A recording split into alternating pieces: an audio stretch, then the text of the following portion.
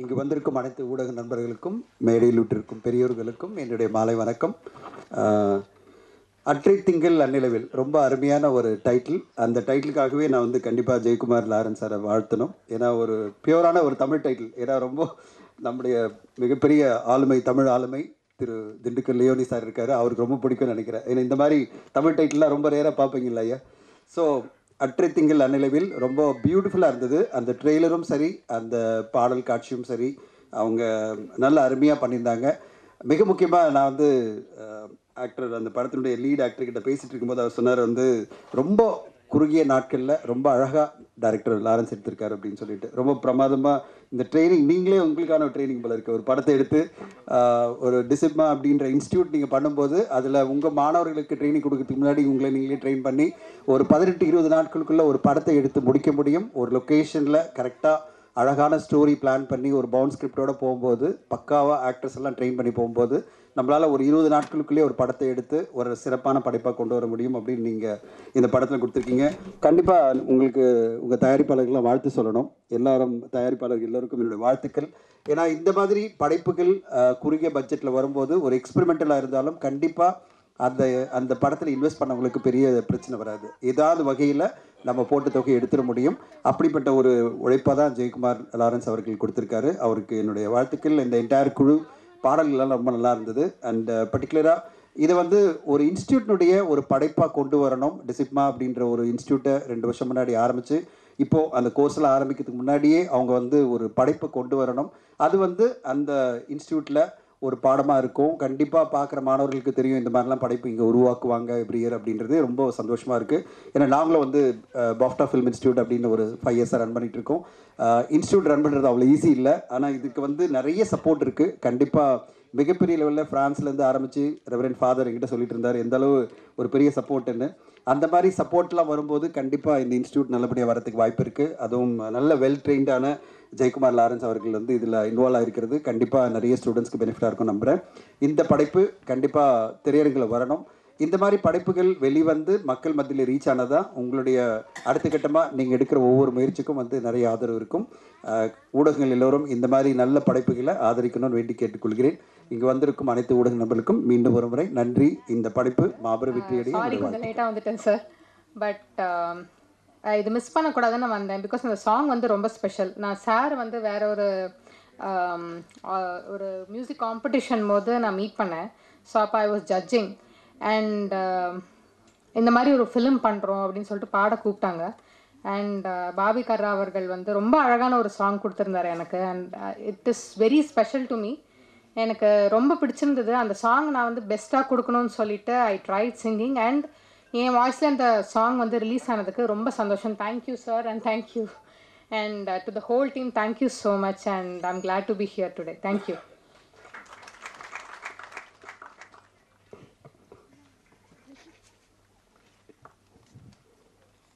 சிறந்த நகைச்சுவை பேச்சாளரும்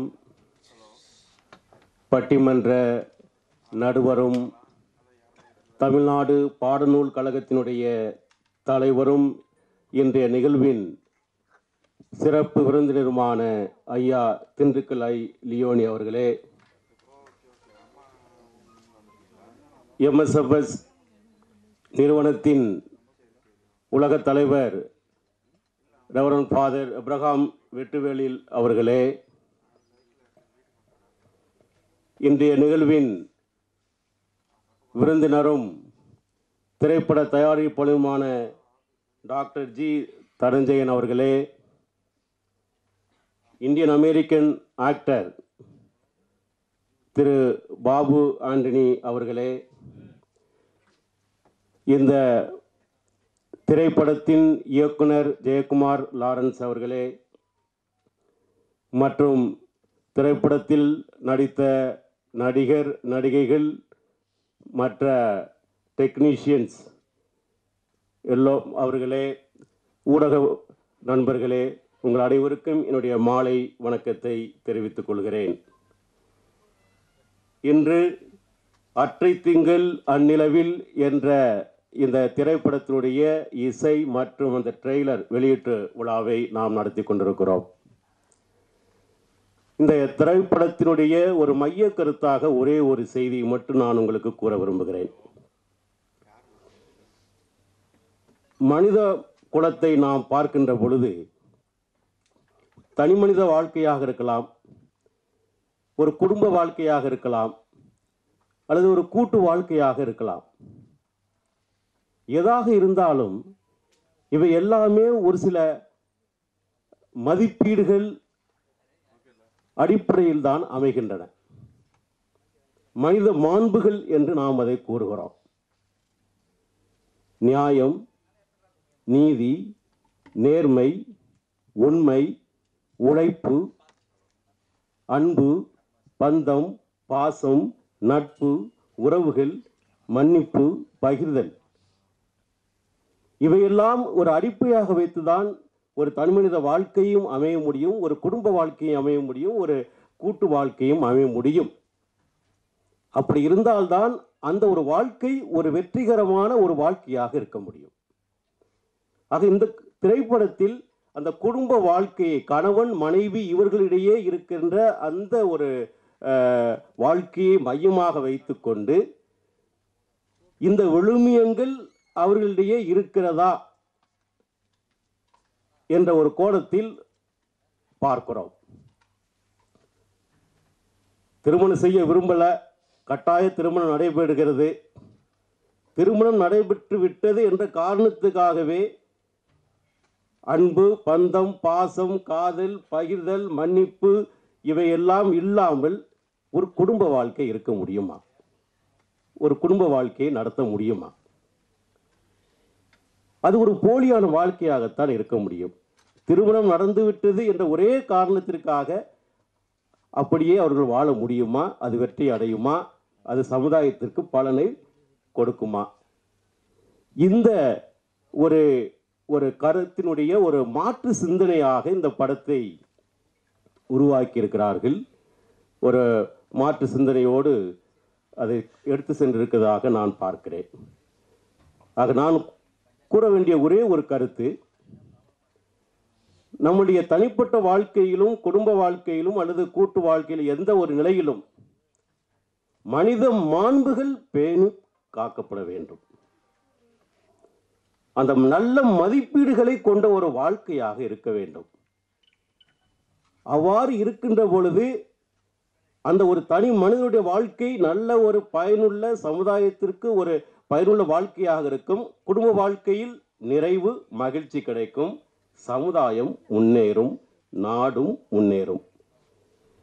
இந்த படத்தை தயாரித்த டிசிப்மா, the sales international film and music academy, இந்த நிறுவனத்துடைய நோக்கமே இதுதான். இந்த மனித மாண்புகளை, அந்த நல்ல மதிப்பீடுகளை மக்களிடம் கொண்டு சேர்க்க வேண்டும்.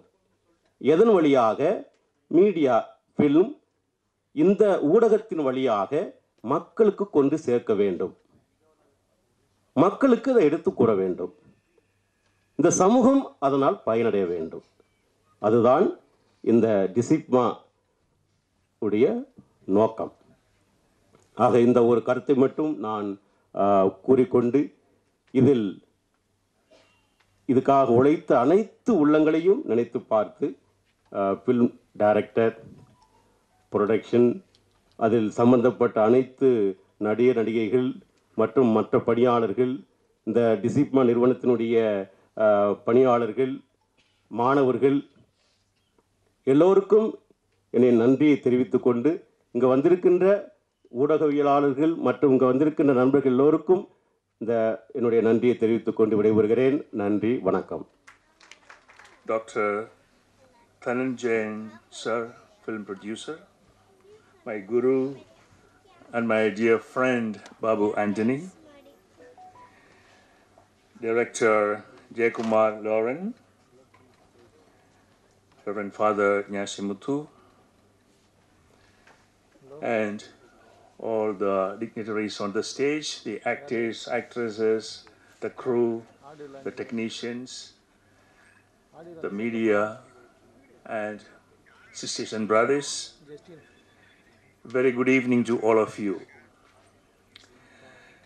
Today, October the 8th, is a red letter day in the history of DeSales International Film and Media Academy, as we today celebrate the audio release of the songs and trailer for the first ever feature film of the Institute, Attrai Tingal Anilavu. We are proud of the achievement of DCIFMA.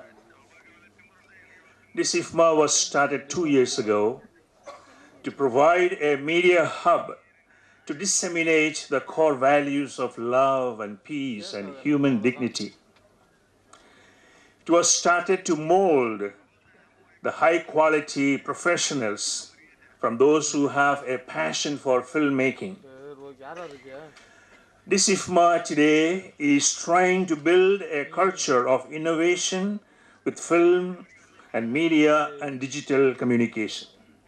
You know, as we started DCIFMA, it was the time of pandemic, time of lockdown, and we could not take off. But the pandemic taught us one lesson: our situation is nothing, our response is everything.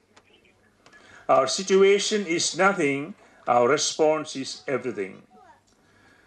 The DCIFMA community, for them, the response was something great. They did not sit behind the walls during the pandemic time, but they came up with a new initiative to launch a feature film. So a wonderful response during the pandemic time. So we are celebrating today this great event of the release. I also would like to mention some names. Of course, the director, Professor Jayaraj Lawrence, the course director of DCIFMA. Thank you, sir, for all what you have been from the very beginning. In fact, Father J. Stephen was the inspiration to start this project, DCIFMA. He shared his dream, and we all collaborated with him and around this talented artist, Mr. Lawrence. And Father Shaibu Matthew was the administrator. I remember him and thank him for what he has been doing for the DCIFMA. Now Father William Anthony, he is the administrator. And we have Father Naveen, who is the program coordinator and assistant to the administrator, who have taken up, and they are doing a wonderful job. And I'm really proud of them and proud of the entire team.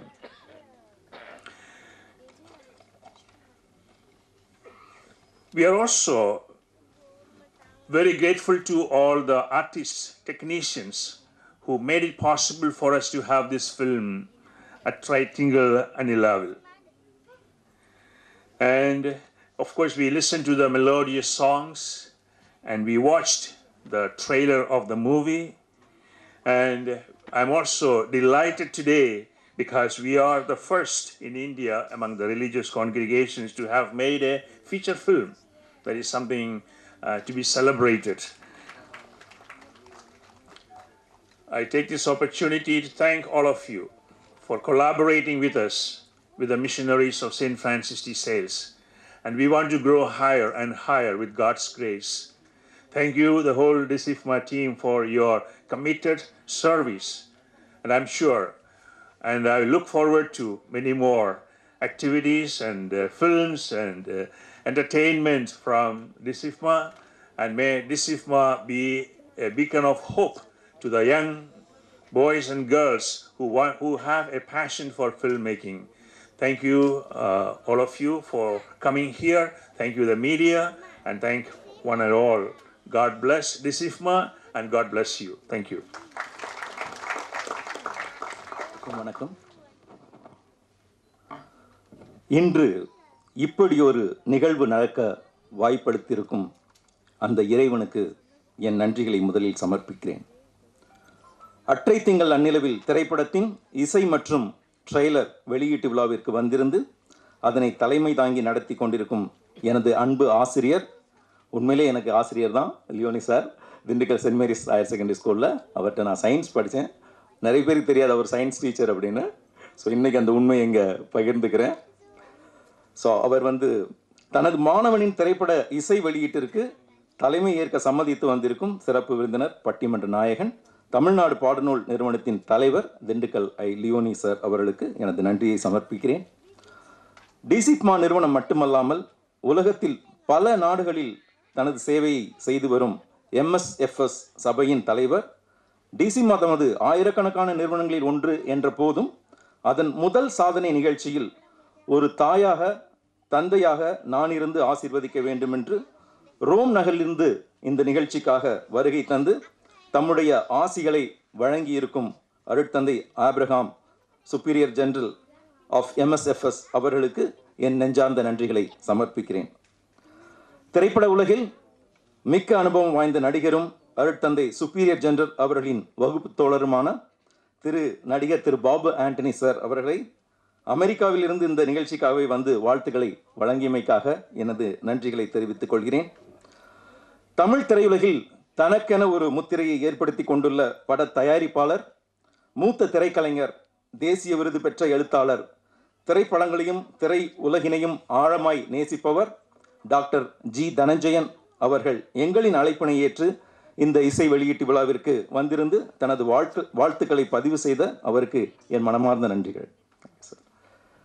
MSFS சபையின் provincial superior அருட்தந்தை இன்னாசிமுத்து அவர்கள் டிசிப்மாவை தன் குழந்தையாகவே கருதி அதன் அனைத்து முக்கிய நிகழ்வுகளிலும் கலந்து கொண்டு உற்சாகப்படுத்தி வரும் அவருக்கு என்னுடைய நன்றிகளை தெரிவித்துக் கொள்கிறேன்.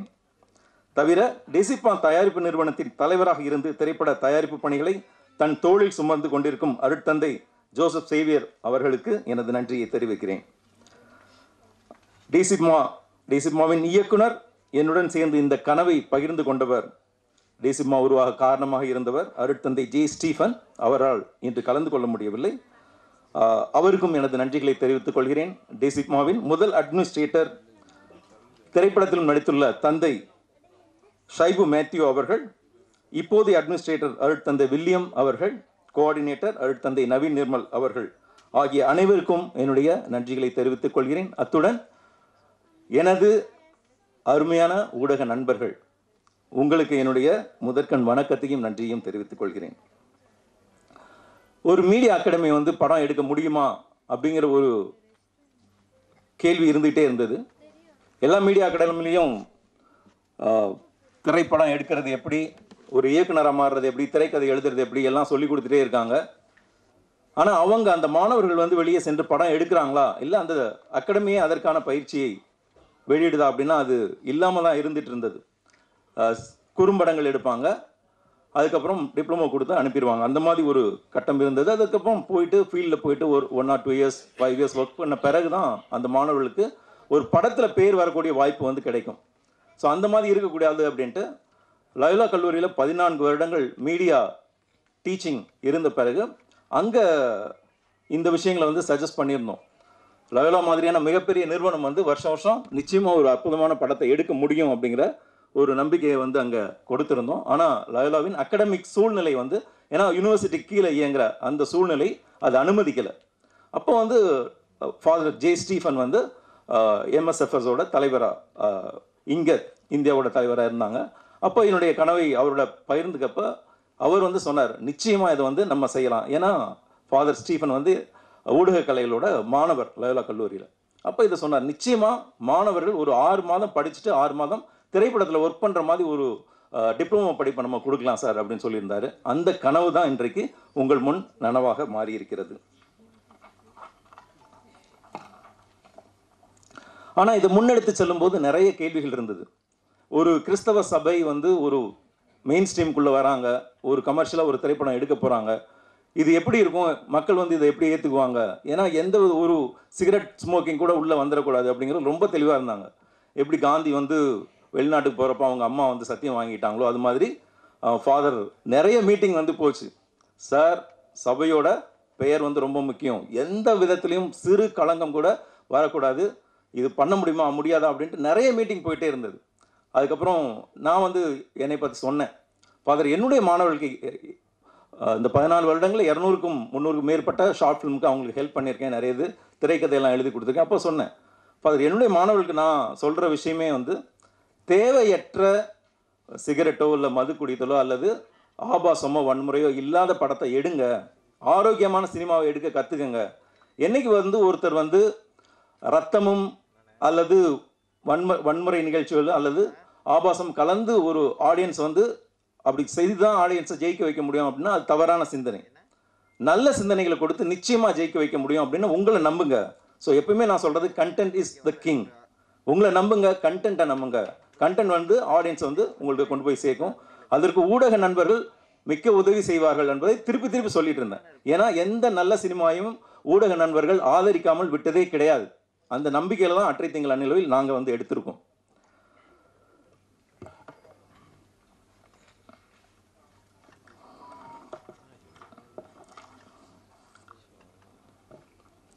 இதில் ஒர்க் பண்ண என்னுடைய நண்பர்களை பற்றி நான் இங்கே பகிர்ந்துக்க ஆசைப்படுறேன். ஃபாதரோட அனுமதி கிடைத்த பிறகு, அது கொரோனா பீரியடாக இருந்த காலகட்டத்தினால பெங்களூரில் தான் எங்களோட ஷூட்டிங் முழுக்க நடந்தது. 18 நாட்களில் முடிக்கப்பட்ட திரைப்படம் இது. அதற்காக நாங்கள் எடுத்துக்கொண்ட கால அளவு வந்து 3 மாதங்கள் முன்னாடியே அது பிளான் பண்ணிகிட்டு இருந்தோம். ஸோ 18 நாளில் ஷூட்டிங் முடிச்சிடணும், என்டையர் ஷூட்டிங் முடிச்சிடணும் அப்படின்னு தான் பெங்களூர் கிளம்பி போனோம். ஒரே ஷெட்யூலில் வந்து அதை முடிச்சுட்டு வந்தோம். அதுக்கு தேவையான சரியான டெக்னீஷியன்ஸை வந்து தேர்ந்தெடுக்கிறதுக்கு நிறைய நேரம் எடுத்துக்கிட்டேன். அந்த வகையில் தான் நாயகன் நவீன், ஸோ ஒரு மிகச்சிறந்த கலைஞனாக இருந்தார். என்னுடைய முதல் ஷார்ட் ஃபிலிமில் ஒர்க் பண்ணியிருந்தார், எதிர்வினை அப்படின்ட்டு. ரொம்ப அழகாக நடிப்பை வெளிப்படுத்திருந்தார். அவர் மேலே எனக்கு நம்பிக்கை இருந்தது, கண்டிப்பாக பண்ணுவார் அப்படின்ட்டு. ஸோ இது வந்து ஒரு இளமை துள்ளலான கேரக்டர் கிடையாது, ஒரு அடக்கி வாசிக்க வேண்டிய ஒரு கேரக்டர். சார், எனக்கு ஒரு டூயட் சீன் கூட கிடையாது அப்படிங்கிற மாதிரிலாம் தான். இல்லை நவீன், அந்த மாதிரி கிடையாது, நீ ரொம்ப சட்டிலாக அடக்கி வாசிக்க வேண்டிய ஒரு கேரக்டர். ஸோ அண்டர் ப்ளே பண்ண வேண்டி வரும். ஓகே சார், கண்டிப்பாக நான் பண்ணுறேன் அப்படின்ட்டு ரொம்ப எக்ஸலண்ட்டாக பண்ணி கொடுத்தாரு. இன்றைக்கி நீங்கள் படத்தை பார்த்தீங்கன்னா நவீனை லவ் பண்ணாத கேர்ள்ஸே கிடையாது அப்படிங்கிற அளவுக்கு ஆயிரும். இது மாதிரி ஒரு கணவன் எனக்கு கிடைக்க மாட்டானா, இது மாதிரி ஒரு காதலன் எனக்கு கிடைக்க மாட்டானா அப்படின்னு ஏங்க வைக்கக்கூடிய ஒரு கேரக்டரில் அவர் பண்ணியிருக்காரு. ஸோ எதிர்காலத்தில் நிறைய பெண்கள் உங்களுக்கு ப்ரப்போஸ் பண்ணுவாங்க நவீன் இந்த படத்தை பார்த்துட்டு. நாயகி லாவண்யா பற்றி சொல்லணும். நிறைய பேர் கேரக்டராகவே மாறிடுவாங்க அப்படின்னு சொல்லுவாங்க இல்லையா, அது மாதிரி ஒரு கேரக்டராகவே மாறி அவங்க பண்ணி கொடுத்தாங்க. மாடலாக இருந்தாங்க, மிஸ் தமிழ்நாடா அவார்டெலாம் வின் பண்ணிவிட்டு. ஸோ சொன்ன பாத்திரத்தை ஏற்றுட்டு அவங்க தான் இதில் ஃபுல் லீட், அவங்க தான்.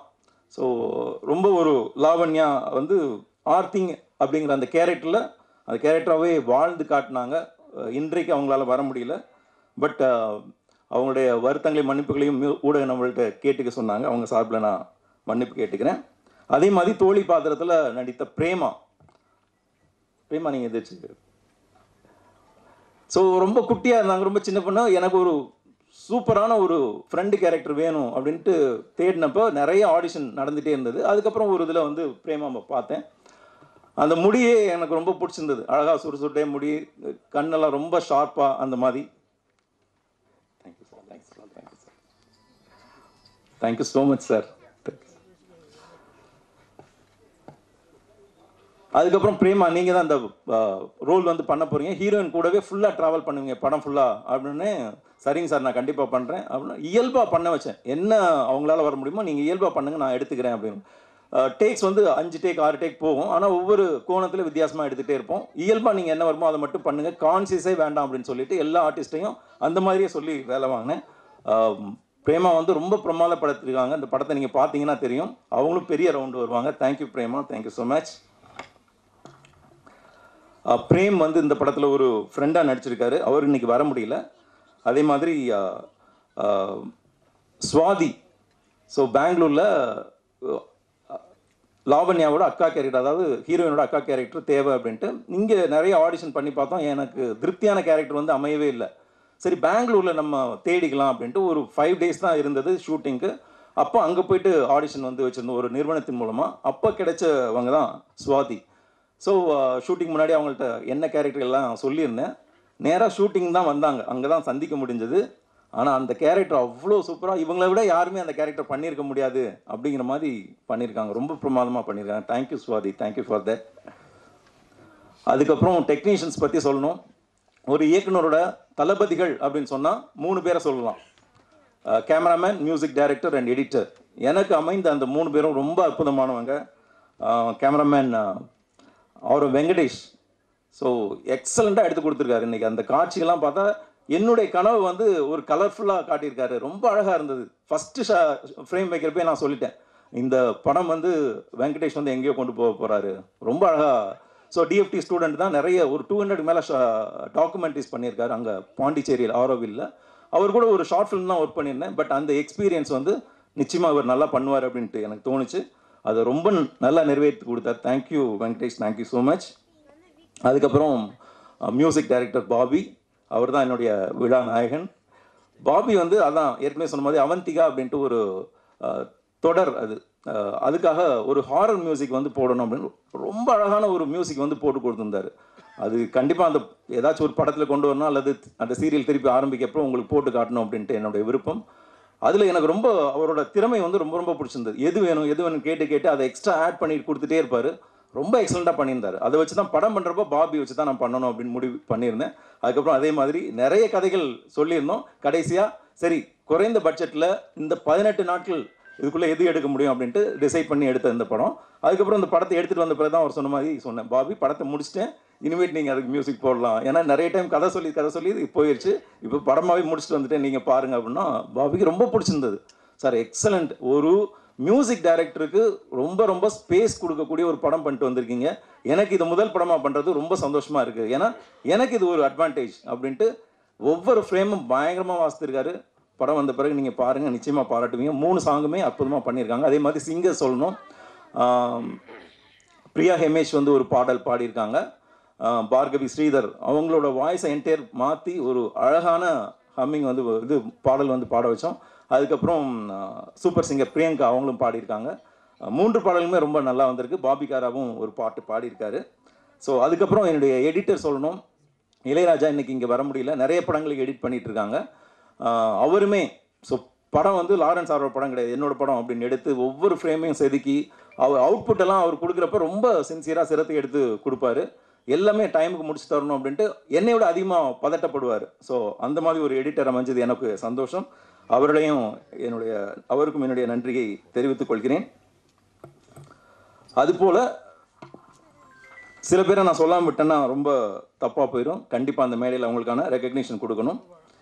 டப்பிங் எப்போ போய் கேட்டாலும் சிரித்த முகத்தோடு டப்பிங் செஞ்சு கொடுத்த முத்துகிருஷ்ணன் சார், அதே மாதிரி படத்தில் பின்னணி குரல் கொடுத்த நிறைய பேர், அதில் முக்கியமாக அபிநயா, ஆர்ஜே அபிநயா, அவங்க என்னுடைய மாணவி தான். ஸோ அவங்க தான் லாவண்யாவுக்கு இந்த படத்தில் நாயகிக்கு குரல் கொடுத்தவங்க. Thank you so much Abhinaya. படத்துக்கு மிகச்சிறந்த கிரேடிங், இந்த கலர்ஃபுல்லாக நீங்கள் பார்த்தது கிரேடிங் தான், அது பண்ணி கொடுத்தா ஆண்டனி பிரிட்டோ. அதுக்கப்புறம் இங்கே எங்கள் அகாடமியில் மாணவர்களாக சேர்ந்து இப்போது டிசைனராக பணியாற்றி கொண்டிருக்கிற எட்வின், அதே மாதிரி படத்தில் புகைப்பட கலைஞராக பணியாற்றி கொண்டிருக்கும் நித்தில். ஸோ அவங்க ஃபஸ்ட்டு படத்திலே கலைஞர்களாகவே நாங்கள் அவங்கள அங்கீகரித்து படத்துலேயே அவங்க பேர் வந்து போட்டிருக்கோம். ஏன்னா நல்ல சிறப்பாக பண்ணாங்க அப்படிங்கிறதுனால. இது தவிர வெளிப்புற படப்பிடிப்பு சாதனங்கள் வழங்கிய டிவி ஸ்டுடியோ, அதுக்கப்புறம் ஹோட்டல் மேனேஜ்மெண்ட் நிறுவனம், பெஸ்ட் ஹோட்டல் மேனேஜ்மெண்ட் நிறுவனம், எஸ்எஃப்எஸ் கல்லூரி, கிட்டத்தட்ட கல்லூரியில் நீங்கள் என்ன வேணாலும் ஷூட் பண்ணிக்கலாம் அப்படின்ட்டு 15 நாள் எங்களுக்கு அங்கே ஃபுல்லாக அனுமதி கொடுத்து எல்லா இடத்துலையும் அழகாக ஷூட் பண்ணோம் அந்த. அதுக்கப்புறம் சப்டைட்டில் பணிகளை மேற்கொள்ளும் ஆர்எல்டி மனோகர் மற்றும் Arumugam, production manager Theni Tamil sir மற்றும் அனைத்து தொழில்நுட்ப கலைஞர்களுக்கும் என்னுடைய நன்றிகளை தெரிவித்துக் கொள்கிறேன். டிசிமா நிறுவனத்துடன் இணைந்து துணை தயாரிப்பாளராக மாறி தங்களுடைய பணத்தினை முதலீடு செய்திருக்கும் அசோசியேட் ப்ரொடியூசர்ஸை இப்போ அவங்களுக்கு கண்டிப்பாக என்னுடைய நன்றியை தெரிவித்துக் கொள்கிறேன். திரு ஆர்சி ஐயப்பன் அவர்கள், அதுக்கப்புறம் என்னுடைய அன்பு மனைவி பேராசிரியர் டாக்டர் கௌசல்யா அவர்கள் அங்கே இருக்காங்க. அதுக்கப்புறம் அன்பண்ணன் ஜெயவீரன், அப்புறம் சங்கர், சக்தி நிறுவனர் திரு சி சுந்தரேஷன், அனைவருக்கும் என்னுடைய நண்பர்களை மீடியா முன்னாடி நான் தெரிவிச்சுக்கிறதுல ரொம்ப பெருமைப்படுறேன். இறுதியாக என்னுடன் கூடவே இருந்து இந்த படத்தை நைட் அண்ட் டே உருவாக்கிய எனது டீம், அசோசியேட் டைரக்டர் ஜெகன்,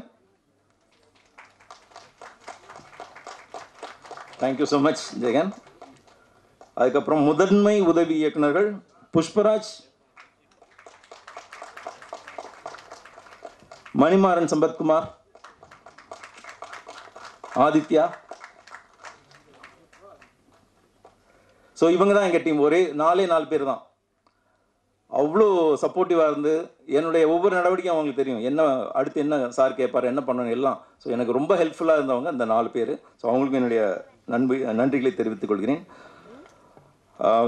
இந்நிகழ்வு இத்தனை சிறப்பாக நடப்பதற்கு காரணமான பிஆர்ஓ, படத்தின் பிஆர்ஓ திரு தர்மதுரை, சுரேஷ் சுகு ஆகியோருக்கு என்னுடைய நன்றிகளை தெரிவித்துக் கொள்கிறேன். டிசிமாவின் திரைப்பயணம் இங்கே இப்போது ஆரம்பமாகி இருக்கிறது. இதுக்கு ஊடக நண்பர்களின் சப்போர்ட் இருந்தால் தான் இது கண்டினியூ ஆகும். நல்ல திரைப்படங்கள் வரப்போ நீங்கள் சொல்லியிருக்கீங்க, ஆபாசம் இல்லாமல் அல்லது ஒரு தம் அடிக்காமல் ஒரு இளைஞர்களை காட்ட முடியுமா, தண்ணி அடிக்காமல் ஒரு படத்தை எடுக்க முடியுமா அப்படின்ட்டு அற்புதமான ஒரு படத்தை எடுத்திருக்கோம். உணர்வுபூர்வமான ஒரு படத்தை எடுத்திருக்கோம். இதை மக்கள்கிட்ட கொண்டு சேர்க்க வேண்டிய பொறுப்பும் கடமையும் மீடியா நண்பர்களுக்கும் இருக்கிறது. அதை உங்கள்கிட்ட தாழ் பணிந்து கேட்டுக்கொள்கிறேன். இது உங்களால் தான் முடியும். இதோட டிசிமாவுடன் இணைந்து படம் தயாரிக்க விரும்புபவர்கள் யாராக இருந்தாலும் கண்டிப்பாக வரலாம். டிசிமாவோட சேர்ந்து பயணிக்க விரும்பும் மாணவர்கள் யாராக இருந்தாலும் எங்களுடன் சேர்ந்து பயணிக்கலாம். இந்த அற்புதமான திரைப்பயணத்திற்கு ஒரு ஆரம்ப விதையாக அமைந்த இந்நிகழ்ச்சிக்கு வருகை தந்த அனைவரையும் நன்றி கூறி வணங்குகிறேன். மேடையில் அமர்ந்திருக்கும் அனைவருக்கும் என்னுடைய நன்றிகளை தெரிவித்துக் கொள்கிறேன். நன்றி, வணக்கம்.